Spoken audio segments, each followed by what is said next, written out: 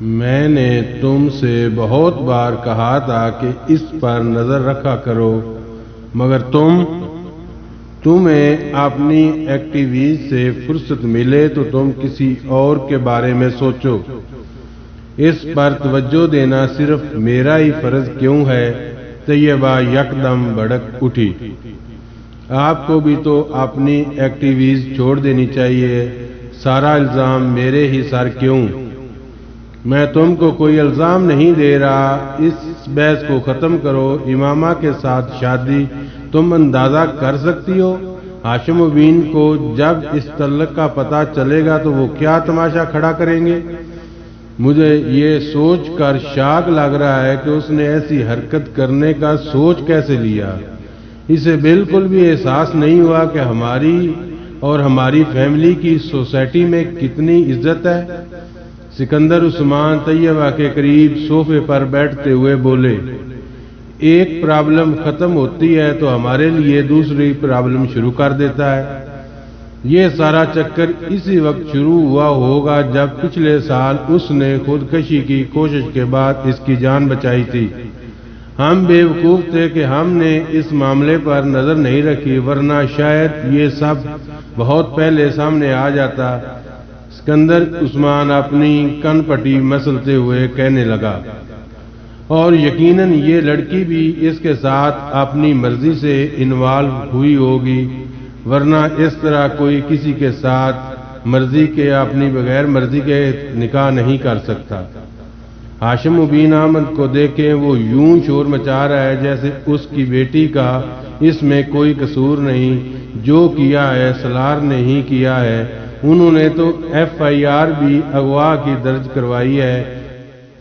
طیبہ نئے سرے سے سلگنے لگی، جو بھی ہے قصور تمہارے بیٹے کا ہے، نہ وہ ایسے کاموں میں پڑتا، نہ اس طرح پھنستا۔ اب تو تم صرف یہ سوچو کہ تمہیں اس صورتحال سے کس طرح بچنا ہے۔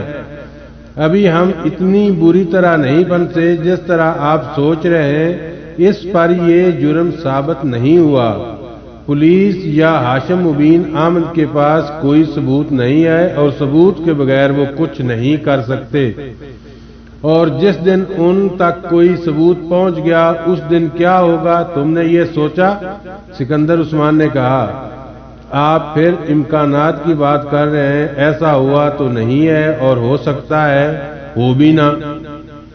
اس نے ہمیں اگر اتنا بڑا دھوکہ دے دیا تو ہو سکتا ہے ایک اور دھوکہ یہ ہو کہ اس کا رابطہ اس لڑکی کے ساتھ نہیں ہے۔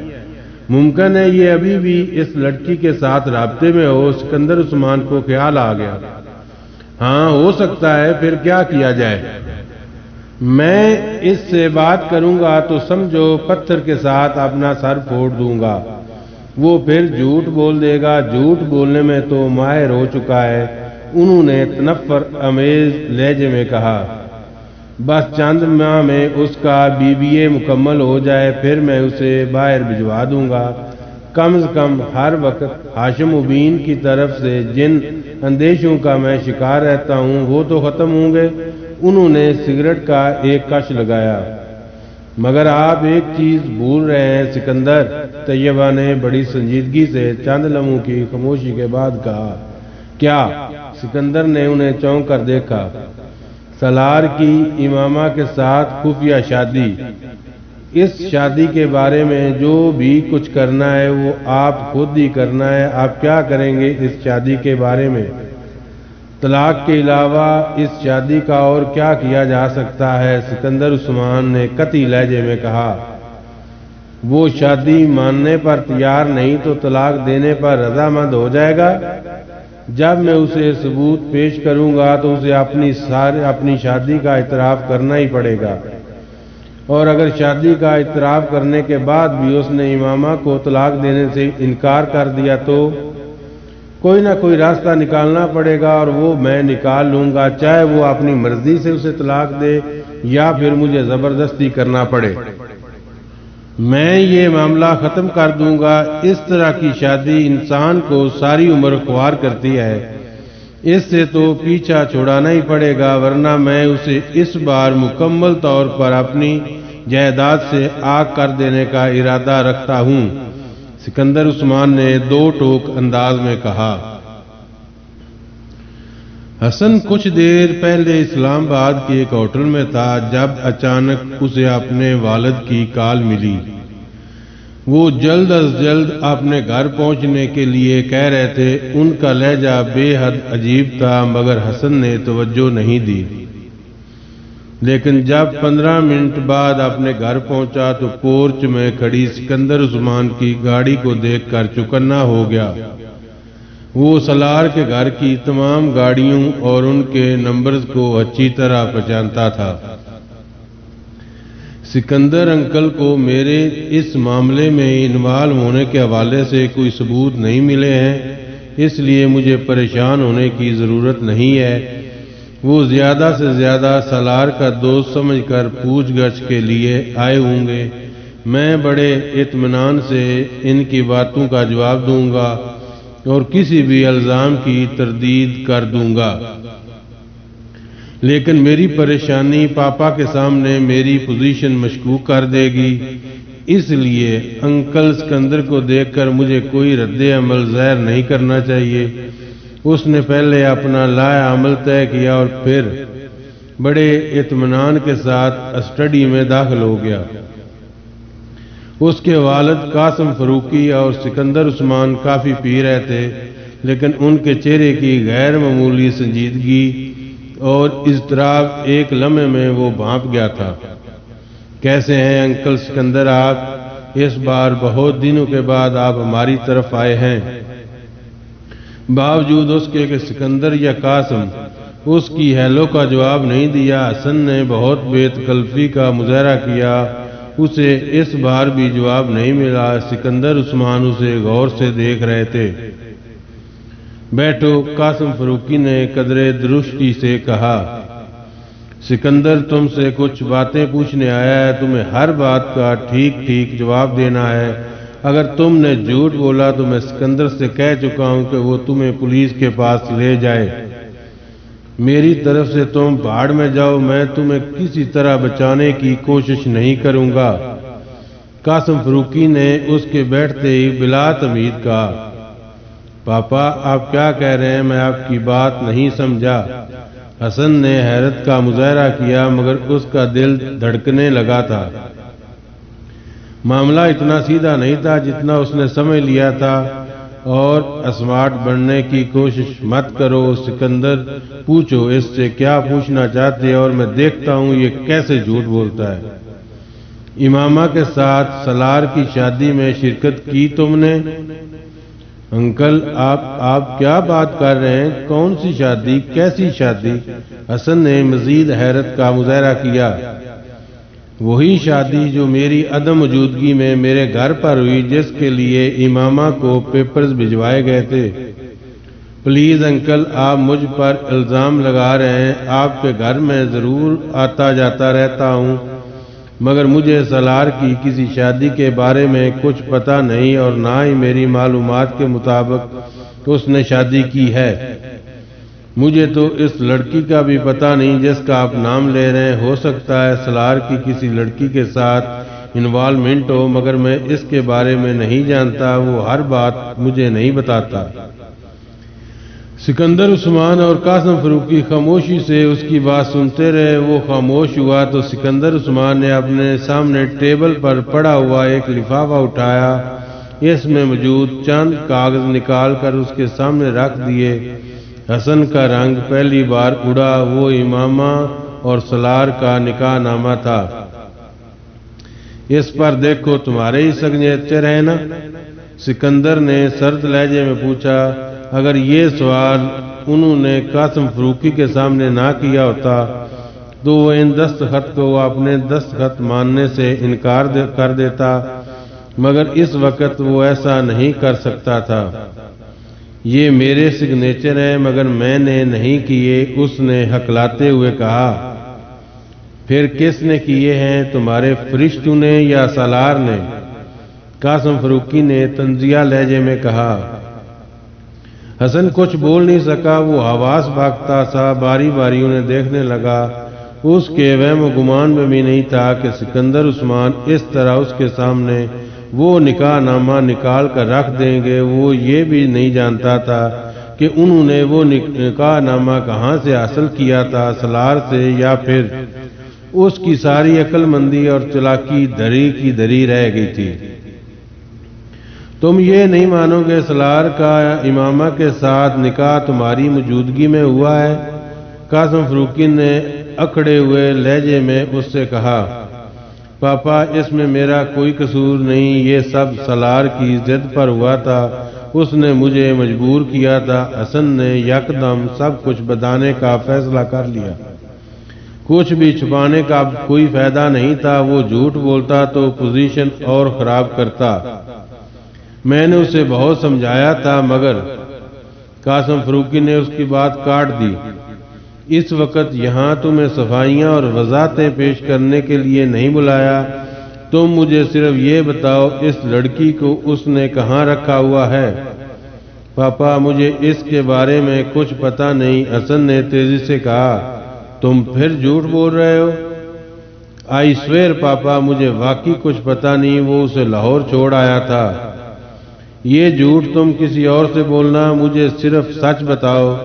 قاسم فروکی ایک بار پھر اسی تند و تیز لہجے میں کہا، میں جھوٹ نہیں بول رہا پاپا، حسن نے احتجاج کیا۔ لاہور کہاں چھوڑ آیا تھا؟ کسی سڑک پر چھوڑ آیا تھا، اس نے کہا وہ خود چلی جائے گی۔ تم مجھے یا سکندر کو بیوقوف سمجھ رہے ہو؟ اس نے اس لڑکی سے شادی کی پھر اسے ایک سڑک پر چھوڑ آیا۔ بیوقوف مت بناؤ ہمیں، قاسم فاروقی بھڑک اٹھے۔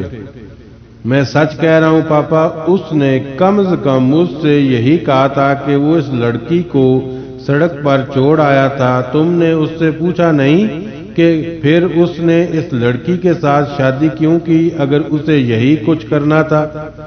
پاپا اس نے یہ شادی اس لڑکی کی مدد کے لیے کی تھی، اس کے گھر والے زبردستی اس کی شادی کسی لڑکے سے کرنا چاہتے تھے، وہ نہیں کرنا چاہتی تھی۔ اس نے سالار سے رابطہ کیا اور مدد مانگی اور سالار اس کی مدد پر تیار ہو گیا۔ وہ صرف یہ چاہتی تھی کہ سالار وقتی طور پر اس سے نکاح کر لے تاکہ اگر اس کے والدین زبردستی اس کی شادی کرنا چاہیں تو وہ اس نکاح کا بتا کر انہیں روک سکے۔ حسن اب سچائی پر پردہ نہیں ڈال سکتا تھا، اس نے پوری بات بتانے کا فیصلہ کر لیا اور اگر ضرورت پڑے تو بیلف کے ذریعے اس کو رہائی دلوائی جا سکے، مگر یہ کوئی محبت وغیرہ کی شادی نہیں تھی۔ وہ لڑکی ویسے بھی کسی اور لڑکے کو پسند کرتی تھی۔ آپ اس نکاح نامے کو دیکھیں تو اس میں بھی اس نے طلاق کا حق پہلے ہی لے لیا ہے تاکہ ضرورت پڑنے پر وہ سالار سے رابطہ کیے بغیر ہی طلاق حاصل کر لے، بس یا کچھ اور؟ قاسم فروکی نے اس سے کہا۔ حسن کچھ نہیں بولا، خاموشی سے انہیں دیکھتا رہا۔ میں قطعاً تمہاری کسی بات پر یقین کرنے کو تیار نہیں، تم نے بہت اچھی کہانی بنائی ہے مگر میں کوئی بچہ نہیں کہ اس کہانی پر یقین کر لوں۔ تمہیں اب امامہ تک پہنچنے میں سکندر کی مدد کرنی ہے، قاسم فروکی نے قطعی لہجے میں کہا۔ پاپا میں یہ کیسے کر سکتا ہوں، مجھے اس کے بارے میں کچھ پتہ نہیں، حسن نے احتجاج کیا۔ تم یہ کیسے کرو گے یہ تم خود جان سکتے ہو، مجھے صرف یہ بتانا ہے کہ تمہیں کیا کرنا ہے۔ پاپا پلیز آپ مجھ پر یقین کریں، میں امامہ کے بارے میں کچھ نہیں جانتا، نکاح کروانے کے علاوہ میں نے اور کچھ نہیں کیا۔ حسن نے کہا، تم اس کے اتنے قریب ہو کہ اپنی خفیہ شادی میں وہ تمہیں گواہ کے طور پر لے رہا ہے، مگر تمہیں یہ نہیں پتا کہ اس کی بیوی گھر سے بھاگنے کے بعد اب کہاں ہے۔ میں یہ ماننے پر تیار نہیں، حسن کسی صورت میں بھی نہیں، قاسم فروکی نے دو ٹوک انداز میں کہا۔ تمہیں اگر پتا نہیں تو بھی اس کا پتہ کرواؤ کہ وہ کہاں ہے، سالار تم سے کچھ نہیں چھپائے گا۔ پاپا وہ بہت سی باتیں مجھے بھی نہیں بتاتا، وہ سب باتیں تمہیں بتاتا ہے یا نہیں؟ میں فی الحال صرف ایک چیز میں دلچسپی رکھتا ہوں اور وہ امامہ کے بارے میں معلومات ہیں۔ تم ہر طریقے سے اس سے امامہ کا پتہ حاصل کرو اور سالار کو کسی بھی طرح یہ پتہ نہیں چلنا چاہیے کہ سکندر کو اس کی شادی کی اطلاع مل چکی ہے یا اس نے اس سلسلے میں تم سے کوئی ملاقات کی ہے؟ اگر مجھے یہ پتہ چلا کہ سالار یہ بات جان گیا تو میں تمہارا کیا حشر کروں گا، یہ تمہیں یاد رکھنا چاہیے۔ میں سکندر کو تو پہلے ہی اجازت دے چکا ہوں کہ وہ ہاشم مبین کو تمہارا نام دے دے، اس کے بعد ہاشم مبین تمہارے ساتھ پولیس کے ذریعے نبٹنے یا کسی اور طریقے سے مجھے بالکل پرواہ نہیں۔ اب تم یہ طے کر لو کہ تم نے سالار کے ساتھ دوستی نبھانی ہے یا پھر اس گھر میں رہنا ہے۔ قاسم فاروقی نے قطعیت سے کہا، پاپا میں کوشش کرتا ہوں کہ کسی طرح امامہ کے بارے میں کچھ معلومات مل جائیں۔ میں سالار سے اس کے بارے میں بات کروں گا۔ میں اسے یہ نہیں بتاؤں گا کہ سکندر انکل کو اس سارے معاملے کے بارے میں پتہ چل گیا ہے۔ وہ میکانکی انداز میں دہراتا جا رہا تھا۔ وہ اس بار واقعی بری طرح اور خلاف توقع پھنسا تھا۔ سالار چند دن گھر بیٹھا رہا مگر پھر ضد کر کے اس نے کالج جانا شروع کر دیا۔ ہاشم مبین اور اس کے گھر والے امامہ کی تلاش میں زمین آسمان ایک کیے ہوئے تھے۔ اگرچہ وہ یہ سب کچھ بڑی رازداری کے ساتھ کر رہے تھے لیکن اس کے باوجود ان کے ملازمین اور پولیس کے ذریعے سکندر کو ان کی کوششوں کی خبر مل رہی تھی۔ وہ لاہور میں بھی امامہ کی ہر اس سہیلی سے رابطہ کر رہے تھے جسے وہ جانتے تھے۔ سالار نے ایک دن ایک اخبار میں بابر جوید نامی ایک شخص کا خاکہ دیکھا۔ اس کے بارے میں معلومات دینے والے کے لیے انعام کا اعلان تھا۔ وہ اس نام سے اچھی طرح واقف تھا۔ یہی وہ فرضی نام تھا جو حسن نے وکیل کو امامہ کے شوہر کا دیا تھا، اور وہ اشتہار یقیناً امامہ کے گھر والوں کی طرف سے تھا۔ حالانکہ نیچے دیا گیا فون نمبر امامہ کے گھر کا نہیں تھا، وہ اندازہ کر سکتا تھا کہ پولیس اس وکیل کے پاس پہنچ گئی ہوگی اور اس کے بعد اس وکیل نے اس آدمی کے کوائف انہیں بتائے ہوں گے۔ اب یہ حقیقت صرف وہ وکیل حسن اور خود وہ جانتا تھا کہ بابر جوید سرے سے کوئی وجود ہی نہیں رکھتا، مگر وہ مطمئن ہو گیا تھا کہ وہ ہاشم مبین کے گھر والوں کو کسی حد تک بھٹکانے میں کامیاب رہا تھا۔ اس پورے عرصہ کے دوران سالار امامہ کی کال کا منتظر رہا۔ اس نے کئی بار امامہ کو اس کے موبائل پر کال بھی کی مگر ہر بار اسے موبائل آف ملتا رہا۔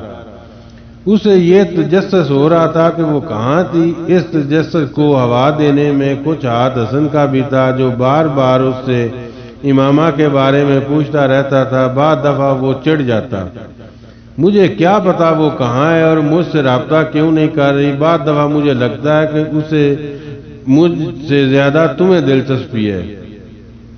اسے بالکل بھی اندازہ نہیں تھا کہ حسن کا یہ تجسس اور دلچسپی کسی مجبوری کی وجہ سے تھی۔ وہ بری طرح پھنسا ہوا تھا۔ سالار کا خیال تھا کہ امامہ اب تک جلال کے پاس جا چکی ہوگی اور ہو سکتا ہے کہ وہ اس سے شادی بھی کر چکا ہو۔ اگرچہ اس نے امامہ سے جلال کی شادی کے بارے میں جھوٹ بولا تھا مگر اسے یقین تھا کہ امامہ نے اس کی بات پر یقین نہیں کیا ہوگا، وہ اس کے پاس ضرور گئی ہوگی۔ خود سالار بھی چاہتا تھا کہ وہ خود جلال سے رابطہ قائم کرے یا پھر ذاتی طور پر جا کر ایک بار اس سے ملے۔ وہ جانا سکندر عثمان اس کی مسلسل نگرانی کرا رہے تھے۔ وہ اس بات سے واقف تھا کہ یہ نگرانی کروانے والے واحد نہیں تھے، ہاشم مبین احمد بھی یہی کام کروا رہے تھے، اور اگر وہ لاہور جانے کا ارادہ کرتا تو اول تو سکندر عثمان اسے جانے نہ دیتے اور بالفرض جانے کی اجازت بھی دے دیتے تو شاید خود بھی اس کے ساتھ چل پڑتے، اور وہ یہ نہیں چاہتا تھا۔ وقت گزرنے کے ساتھ ساتھ اس سارے معاملے میں اس کی دلچسپی کم سے کم ہوتی جا رہی تھی۔ اسے اب یہ سب کچھ ایک حماقت لگ رہا تھا، ایسی حماقت جو اسے کافی مہنگی پڑ رہی تھی۔ سکندر اور طیبہ اب ہمہ وقت گھر پر رہتے تھے اور اسے کہیں بھی جانے کے لیے ان سے باقاعدہ اجازت لینی پڑتی تھی۔ حسن اس سے اب کم ملنے لگا تھا، وہ اس کی وجہ بھی نہیں جانتا تھا۔ اس صورتحال سے وہ بہت بور ہو چکا تھا۔